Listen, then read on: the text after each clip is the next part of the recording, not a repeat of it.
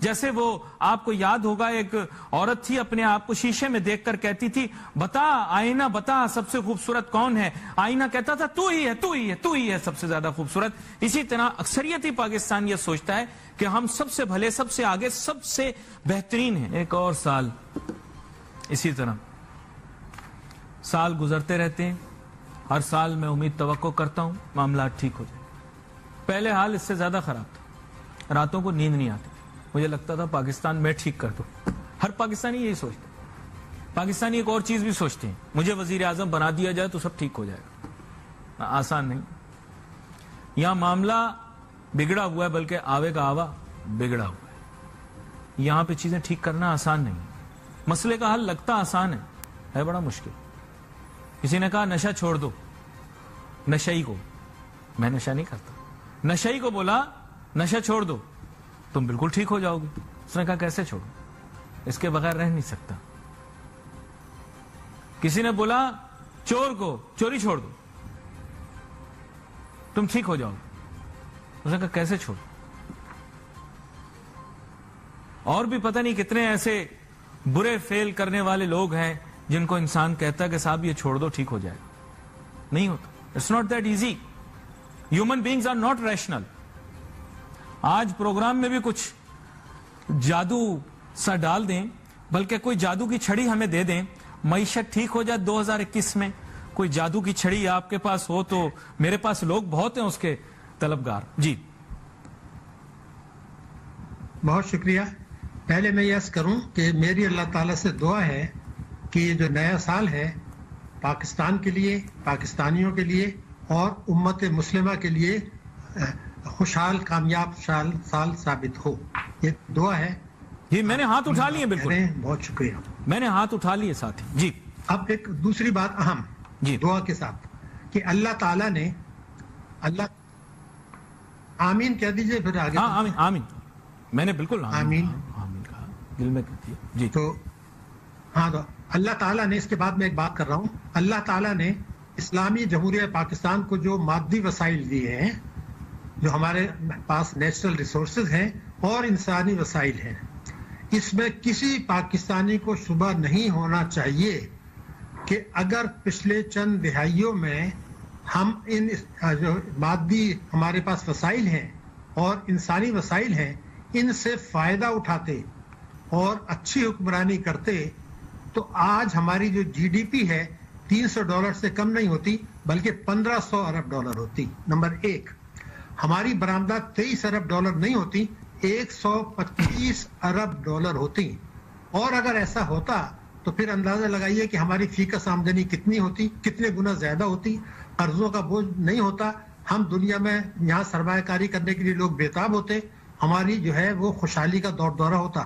اگر یہ سب نہیں ہو سکا اور آج بھی نہیں ہو رہا، نہیں ہم اس تخلیاتی دنیا میں ہی رہتے ہیں جناب، آپ کو پتہ ہی نہیں۔ ڈاکٹر شاہد حسن صدیقی صاحب، ہماری اکثریتی آبادی اس تخیلاتی دنیا کے اندر رہتی ہے کہ واقعی میں حالات ٹھیک ہیں، دنیا تڑپ رہی ہے، پاکستان کا نقشہ بنا کر اس پر پورا دن لوگ لوٹتے رہتے ہیں اور ہر وقت پاکستان کے متعلق سوچتے ہیں ہم جن قدرتی وسائل سے مالا مال ہیں اس کا بینیفٹ ہمیں مل سکتا ہے، مل رہا ہے، اور اسی طرح کی جو فرضی دنیا ہے اس میں رہتے ہیں، اکثریتی پاکستانی اسی میں رہتے ہیں۔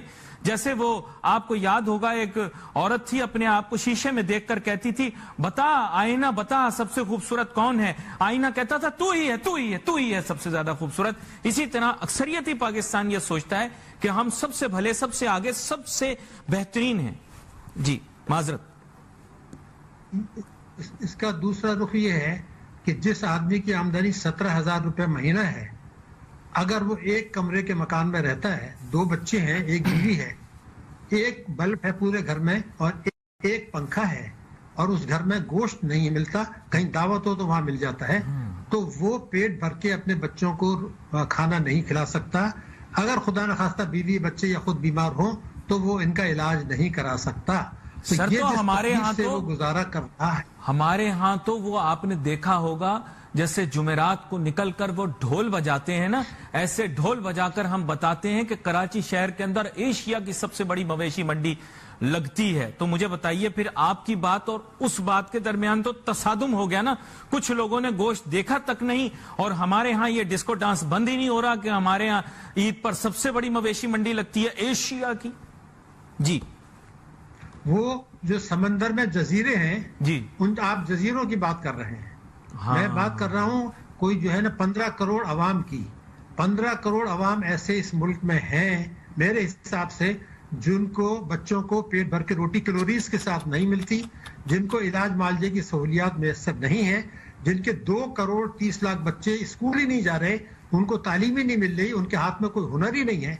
फिर आप कहते हैं ये हमारे असासा हैं। Oh no, ये excuse me, असासा नहीं है। जब excuse me, सर, आपने क्या बात उठा दी? 2 करोड़ 30 लाख बच्चा आपके नजदीक अभी भी स्कूल नहीं जाता।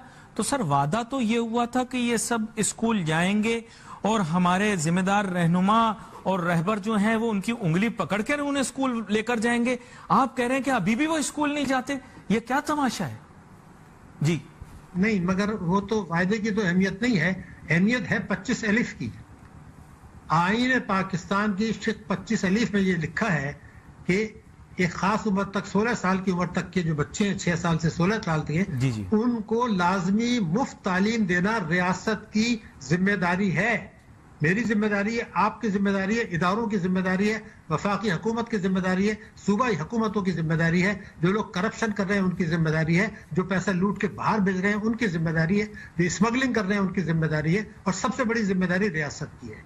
तो अगर मेरे ये बच्चे स्कूल नहीं जा रहे और मैं उसके बाद आपसे की खिदमत में यस करूं जो प्रोग्राम देख रहे हैं जी जी, कि जो कुछ हम तालीम में लोकेट कर रहे हैं उसमें खुदा ना खास्ता 2075 तक इस बात का इम्कान नहीं है कि इस्लामी जमहूरियत पाकिस्तान का हर बच्चा 25 अलिफ की शिक के तहत स्कूल जा रहा होगा। नंबर 1, खुदा ना खास्ता 2075 तक इस बात का इम्कान नहीं है कि हमारे मुल्क में आवाम को इलाज मालजे की मुनासिब सहूलियात मैसर होंगी।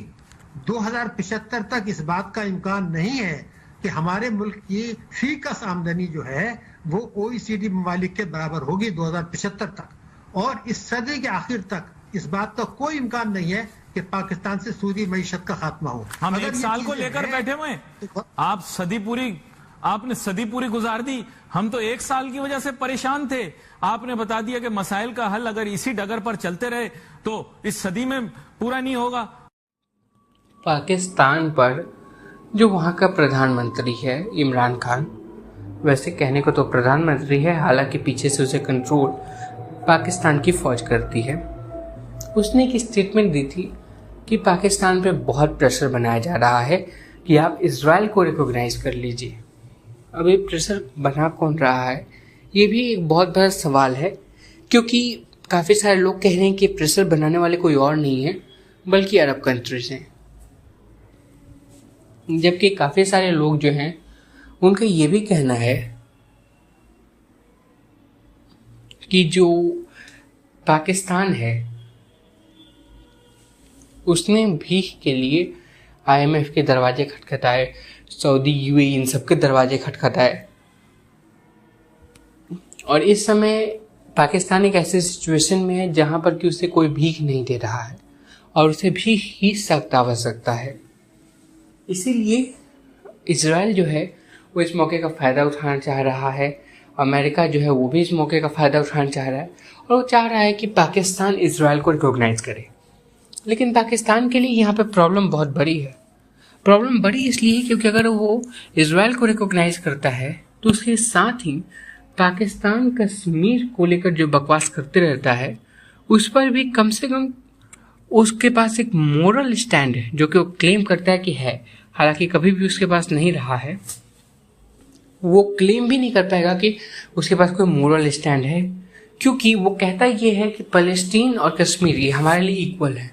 तो अगर आपने फ़लस्तीन की इशू पर इजराइल के साथ रिकॉग्निशन का मतलब साफ है कि फ़लस्तीन जो है उसका इशू आप डेड कंसिडर करते हैं, और जो अमेरिका का एक पीस प्लान था मिडिल ईस्ट के लिए आप उसको ही ग्रीन लाइट दे रहे हैं। साथ ही साथ इजराइल के साथ कोई भी टाइज होंगी تو وہ پاکستان کے ودن جو ایک اسلامک کمیونٹی ہے، ہارڈ لائنر جہادی اسلامک، ان کے لیے بھی ایک طرح سے ایک شاک ویو کی طرح جائے گا، اور وہ بھی ہو سکتا ہے کہ پاکستان کی سرکار کے خلاف ہو جائے، جس میں کہ حافظ سعید اور ان سب جیسے